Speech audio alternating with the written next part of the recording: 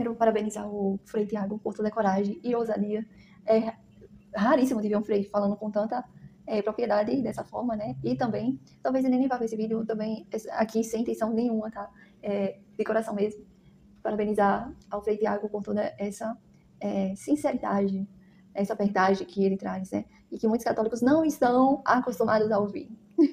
Infelizmente. Mas essa é a verdade. Eu sou, assim, não acho legal os equívocos, né? Os equívocos, mas ele está correto, tá? É porque para entender o que o Frei Tiago quer passar, tem que ter uma interpretação apurada do que ele diz, entendeu? Ele usa muitas vezes de uma metáfora, entendeu? De metáforas. Exemplo, não participe da missa, né? Não acredite em tal coisa. Ele quer dizer aos infiltrados, porque eles é que estão fazendo besteira na Santa Casa de Deus, entendeu? E quando ele fala que para orar, para você seguir o caminho reto, é certo, pô. Ele tem que seguir o caminho correto mesmo. Qual o problema? Entendeu? Nenhum. Você tem que rezar mesmo. E seguir o caminho correto de Jesus Cristo. Ele tá certo. Então, porque ele fala muitas vezes que a igreja tá cheia de erros, né? Porque realmente tá coberta de erros, de infiltrados. E as pessoas não querem defender. Elas querem criticar quem defende. Então, eu não acho que ele esteja em desobediência. Tanto é que ele é um frei, né? Eu até considero ele melhor ainda que Frei Gilson. Porque Frei Gilson, vou ser sincera aqui, Frei Gilson derrapou ao defender, né, o próprio Concílio Vaticano II, entendeu? Então, eu não concordo com o concílio. Já falei até que era para ser queimado, tá? Pode me achar herege, se você quiser. Mas eu digo que era para queimar esse Concílio Vaticano II. Só se acabaria os abusos, acabaria toda essa palhaçada de adaptar ao mundo, entendeu? Ninguém tem que se adaptar a nada. Ninguém está em oposição à Santa Igreja Católica.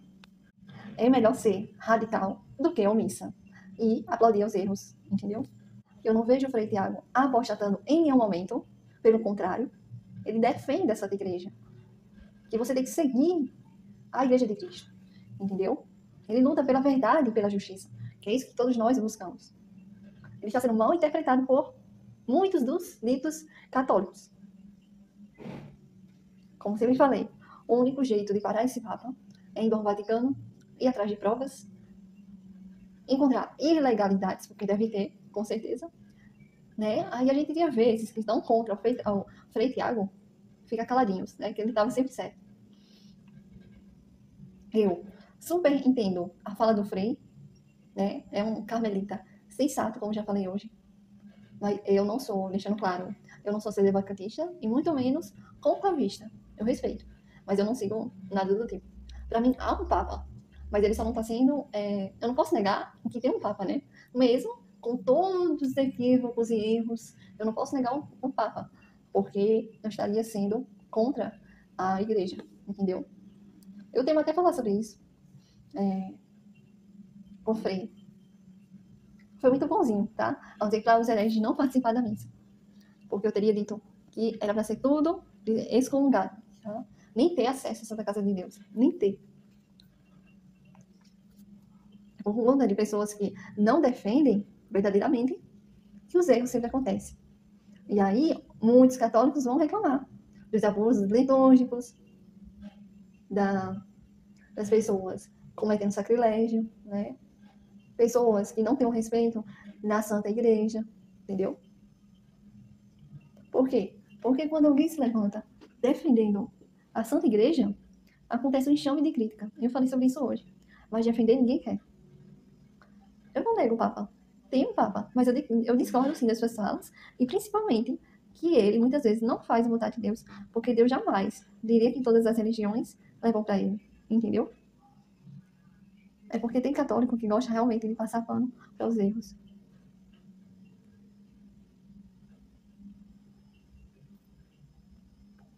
Tem uma fala de um influencer também, eu não sou mais inscrita, ainda sou inscrita do Diácono, né? Eu entendo a sua preocupação.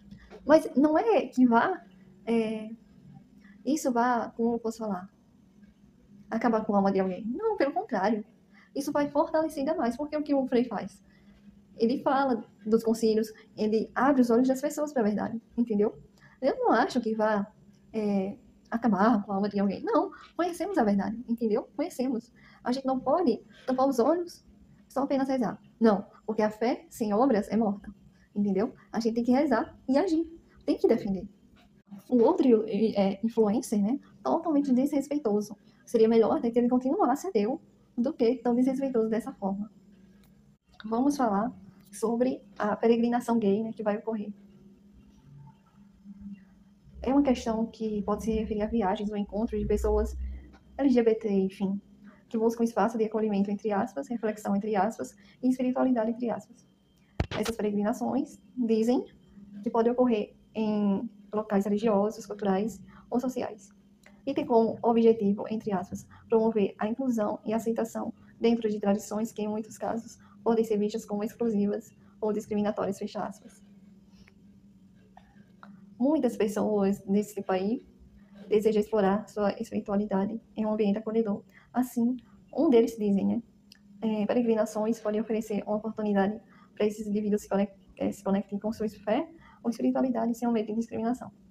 Algumas peregrinações podem seguir rotas históricas ou locais de importância religiosa e também têm uma relevância para a comunidade LGBT, enfim. Isso pode incluir lugares que foram significativos na luta pelos direitos civis e pela aceitação. Estou falando aqui a questão dos caminhos históricos para você entender, né? Pelo que eu entendi da parte deles. Não é minha opinião aqui não, tá? É o que eles falam muitas vezes. Muitas vezes peregrinações incluem eventos especiais como missa, celebrações, momentos de reflexão que abordam questões, olha as questões, de identidade, aceitação e amor. Esses encontros podem ser uma forma, entre aspas, poderosa de celebração da diversidade. É a diversidade, não é nem Jesus o foco. A peregrinação também pode fortalecer laços dentro da comunidade gay, promovendo um senso de pertencimento e apoio mútuo. Isso é especialmente importante, entre aspas, em contextos onde a aceitação, entre aspas, ainda é um desafio. Isso é o que acontece lá, tá? Isso aqui, que eles falam que é muito importante, não sei o quê. Enfim, para muitos, essas peregrinações são oportunidades, entre aspas, de autodescoberta e crescimento pessoal. Elas permitem que os participantes se reflitam sobre suas experiências vividas e suas jornadas espirituais. Bom,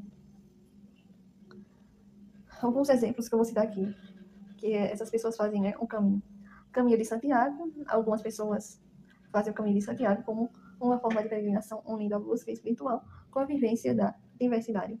Lembrando que a Igreja Católica está longe de apoiar esse dito movimento aí, tá? Enfim, eventos religiosos que existem, também organizados por comunidades religiosas inclusivas, que promovem peregrinações para locais sagrados. Então, essa peregrinação gay é uma expressão da busca por espiritualidade, acolhimento, entre aspas, e inclusão, entre aspas. A gente sabe que o motivo disso é totalmente outro, né? E é isso aqui. A posição da igreja agora, que eu vou falar. A posição da igreja tem raízes em sua doutrina e ensinamentos tradicionais, o que jamais irá mudar. A Igreja Católica, ao longo da sua história, tem ensinado que a sexualidade deve ser expressa dentro de um matrimônio entre homem e uma mulher. A prática de relações sexuais fora desse contexto é vista como contrária aos ensinamentos da Igreja. Isso se estende às relações entre pessoas do mesmo sexo. A Igreja não considera a orientação sexual em si como pecaminosa, mas sim os atos homossexuais. A catequese da Igreja afirma que as pessoas homossexuais devem ser tratadas com dignidade e respeito, mas os atos homossexuais são considerados moralmente inaceitáveis. Assim, deixo claro, como qualquer outro tipo de ato é um pecado, entendeu? Exemplos: adultério, fornicação, tudo isso é um pecado, não é só a prática homossexual. Tudo que é fora de um casamento, de uma relação, né, que envolva um pecado, não é aceitável por Deus. A liderança da igreja pode ver peregrinações gays como uma forma de legitimar ou celebrar práticas que vão contra a sua doutrina. Para eles e para mim, apoiar tais eventos pode ser interpretado como uma aceitação de comportamentos que não estão alinhados com seus ensinamentos morais. A Igreja Católica é uma instituição muito tradicional e conservadora em muitos aspectos. Mudanças significativas em suas posições sobre questões sociais e morais tendem a ser lentas e enfrentam resistência interna significativa. Alguns líderes e algumas comunidades católicas têm buscado maneiras de acolher e apoiar pessoas com esse tipo de orientação sexual, sem comprometer suas crenças fundamentais. Infelizmente. Apesar dessa oposição oficial, há vozes dentro da igreja que promovem uma conversa mais aberta e inclusiva, infelizmente.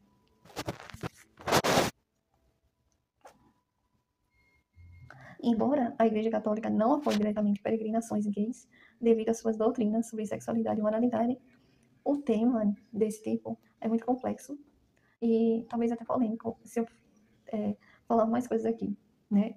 Porque acaba entrando em diferentes interpretações para cada um. E eu sigo a Cristo, eu não sigo você, nem homem, nem nada aqui na Terra. Eu sigo Jesus. Então, acaba que tendo diversas interpretações, até mesmo para outros católicos, entendeu? Infelizmente, tem católico que herege, não segue nada do que Jesus pede, entendeu? Há um movimento que cresce, que busca promover esse tipo de inclusão, né? Infelizmente. Mesmo que aí de frente muitos desafios. Então é o tipo de coisa que não dá para defender. Fiz esse vídeo aqui e não quero estender muito, porque é um assunto polêmico, um assunto que várias pessoas depois vão achar que, ai, ela não gosta de gay, ai, não sei o quê. Olha, eu não curto a prática, mas respeito você, entendeu? A prática não, mas você sim. Até porque Jesus ama um pecador, mas não um pecado. Isso vale para um adúltero, entendeu? Jesus não apoia adultério, Jesus não apoia a fornicação, Jesus não apoia casamento de segunda união. Jesus não apoia nada disso. As pessoas querem fazer o que querem, mas, tipo, tirando em conta o que Jesus quer para a vida de cada um, entendeu? O que não me interessa. O que só me chama a atenção que querem isso dentro da Igreja Católica. Interessante, né? Interessante. Ninguém vê isso no islamismo. Vai fazer alguma coisa lá no islamismo. Você, que é homossexual, vai lá entrar com o teu movimento LGBT, né? Vai pro Irã, vai pro Irã. Aí eu quero ver, entendeu? Porque é algo que quer empurrar todo custo, sabe? É uma coisa que não faz sentido. Não tem sentido para nós. Não nos interessa seu movimento, entendeu? Então, esse tipo de coisa tem que estar bem longe da igreja. Porque não é aceitável, de forma nenhuma. Então, é uma coisa que, tipo, a gente não faz de forma nenhuma. Então, aqui deixo a visão da Igreja Católica e minha. Se você não é católico, viva a tua vida. Ninguém tá te obrigando a ser. O Concílio Vaticano II, agora eu vou falar sobre o concílio, né? Foi um acontecimento na história da Igreja Católica entre os anos 1962 e 1975, que promoveu uma série de reformas e, no entanto, como qualquer outro evento, gerou controvérsias e críticas, né? Eu vou falar aqui algumas dessas pontos de crítica, né, que tem relação ao Vaticano II. Mudanças litúrgicas. Vários tradicionalistas, assim como eu, acreditam que as mudanças na liturgia, especialmente a introdução da missa em vernáculo, em vez de latim, desvirtuaram a sacralidade da celebração. Esse é um dos pontos que eu, como várias pessoas, temos, né, diante desse concílio. Muitos defendem esse concílio, dizendo que essas mudanças tornaram a missa mais acessível e compreensível para os fiéis, né? A questão dessa ênfase no diálogo com outras religiões pode ser vista como uma diluição da verdade católica por alguns de nós, né, que somos mais tradicionalistas e mais conservadores. Outras pessoas defendem que isso é um passo importante, que vai para promover a paz e a compreensão entre as diferentes crenças. Lembrando que Jesus trouxe a espada. Ele é a paz, mas ele trouxe a espada. Algumas pessoas, assim, que têm mais autonomia para falar, né, conhecem, assim, a melhor forma para falar sobre o concílio, considera que até mesmo o Vaticano II abriu as portas para ideias modernas que podem contradizer a doutrina tradicional da Igreja. Outros defendem que Os que defendem e acreditam que essa abertura é essencial para que a igreja permaneça relevante em um mundo em constante mudança. Só que Jesus diz que tudo passa, menos as suas palavras. Então, mudança é estranho.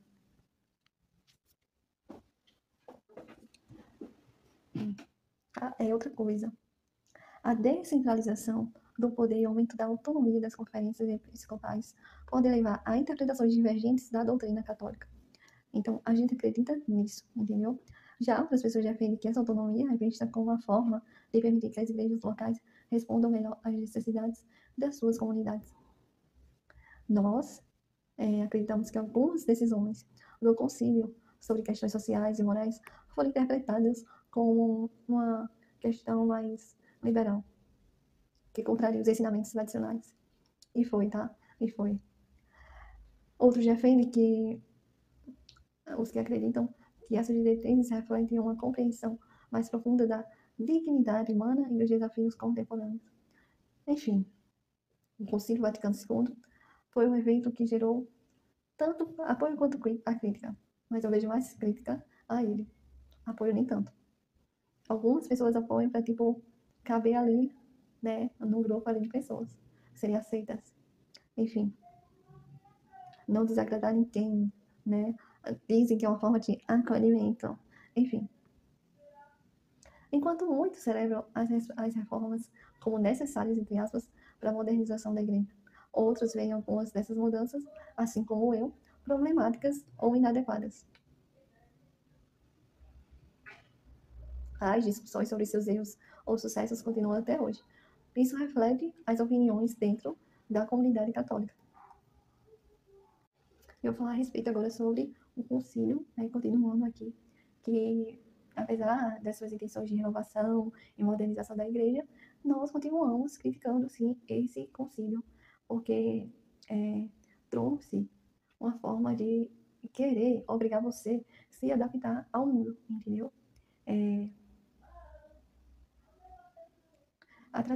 Essa transição da missa em latim, né, é uma perda total da sacralidade, total. Até porque o Código de Direito Canônico menciona a importância da liturgia.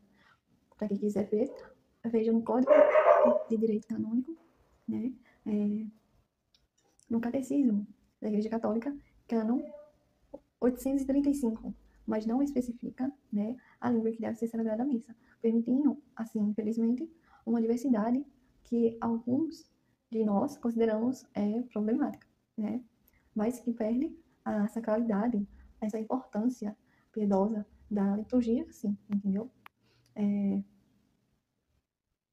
A questão da abertura ao diálogo com outras denominações cristãs e religiões é vista por mim como uma diluição da verdade católica.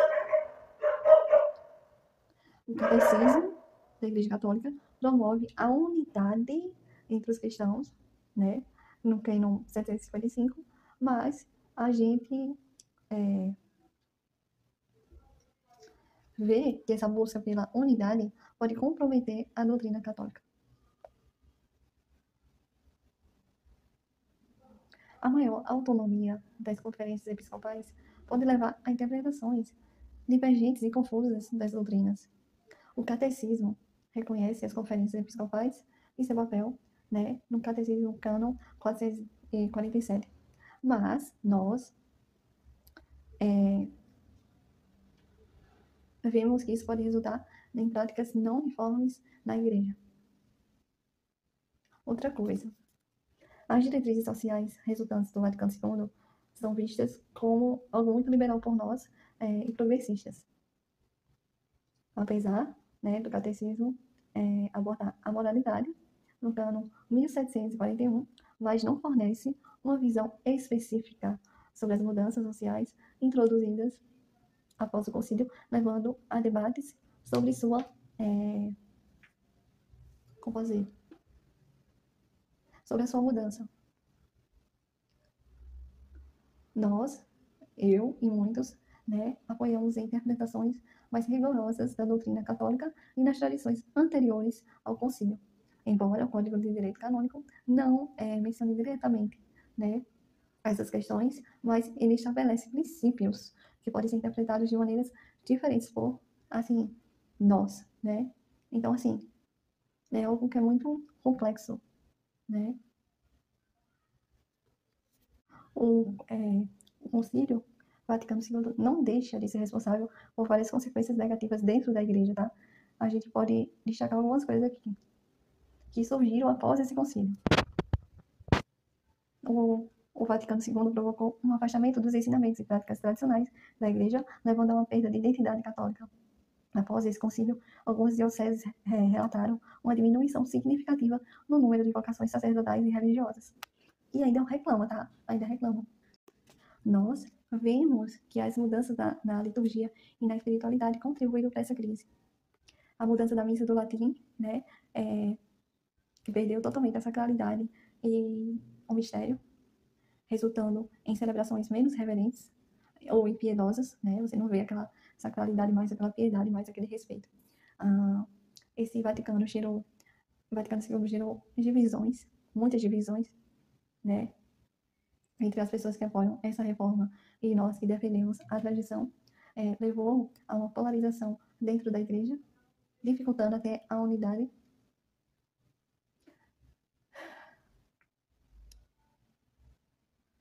Embora esse diálogo todo interreligioso tenha sido promovido, nós vemos que isso diluiu totalmente a verdade católica, permitindo até interpretações mais liberais, que podem comprometer a doutrina. O que mais? Algumas diretrizes sociais e morais resultantes do concílio foram vistas como assim muito liberais, né, levando até a outros debates, né, em questões como divórcio, contracepção e sexualidade.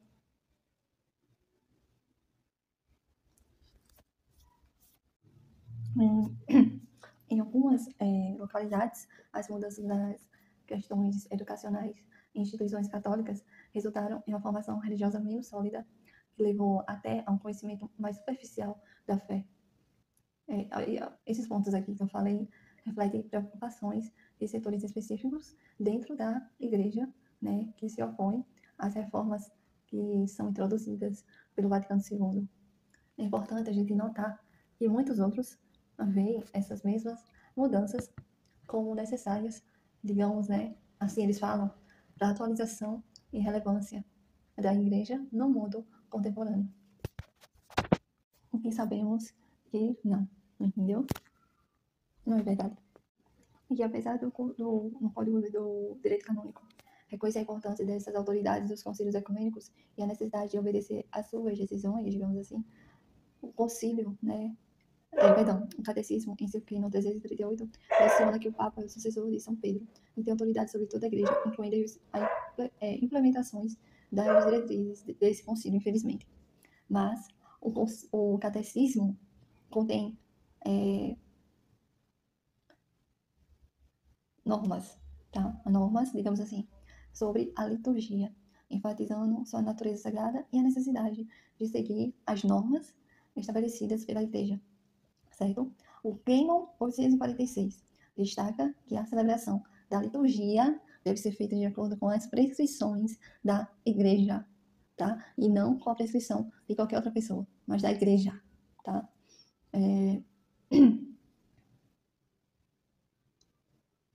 Os abusos litúrgicos, né, no catecismo citado, onde se afirma que qualquer celebração deve respeitar as normas litúrgicas estabelecidas. Catecismo Cânon 928. Ou seja, que qualquer desvio das diretrizes litúrgicas pode ser considerado um abuso. Ou seja, o que o Papa está falando, entendeu? O que está dizendo não vai, não condiz. Tá? Alguém tem que intervir. Outra coisa, tá? O código também enfatiza a responsabilidade dos bispos e sacerdotes em garantir que as celebrações litúrgicas sejam realizadas de maneira adequada e reverente. Catecismo Cânon 387. Eles têm a obrigação de ensinar corretamente a doutrina católica conforme se expressa, ok? casos de alguns abusos litúrgicos, os fiéis têm a obrigação de recorrer aos bispos ou autoridades eclesiásticas para relatar tais práticas, ou seja, o Frei Tiago não está cometendo nenhuma desobediência, certo? O catecismo prevê sanções para aqueles que não respeitam as normas litúrgicas. Catecismo, Quênon 1389.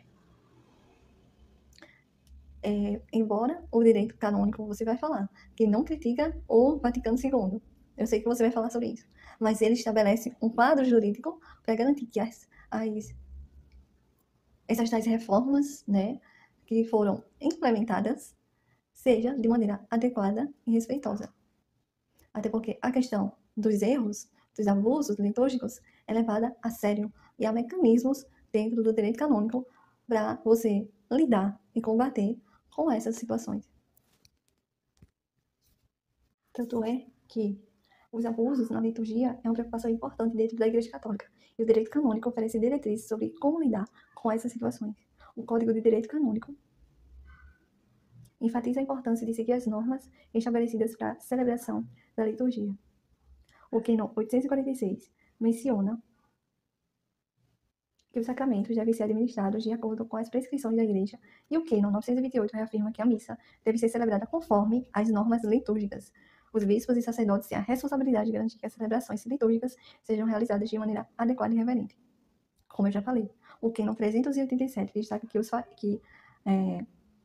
que eles devem ensinar e praticar a doutrina da Igreja, cuidando para que não ocorram abusos. Os fiéis são incentivados a relatar qualquer abuso ou erro litúrgico. O Catecismo,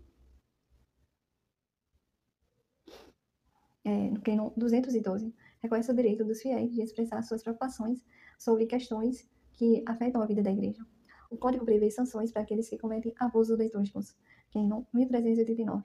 Isso pode incluir advertência, suspensão ou até mesmo excomunhão em casos mais graves. A aplicação dessas sanções deve ser feita com prudência e justiça. Para prevenir erros litúrgicos, é essencial promover a formação contínua dos ministros da liturgia e dos fiéis. Não se menciona especificamente isso, mas é uma prática recomendada para garantir que todos compreendam as normas e a importância da liturgia. É importante falar também os problemas de forma respeitosa e frutuosa. O diálogo entre todos os católicos pode ajudar a resolver desentendimentos antes que se tornem conflitos maiores. Para finalizar, o direito canônico fornece um quadro jurídico para combater erros e abusos na liturgia, como eu já falei, mas também enfatiza a importância da responsabilidade pastoral, do envolvimento dos fiéis e da educação contínua.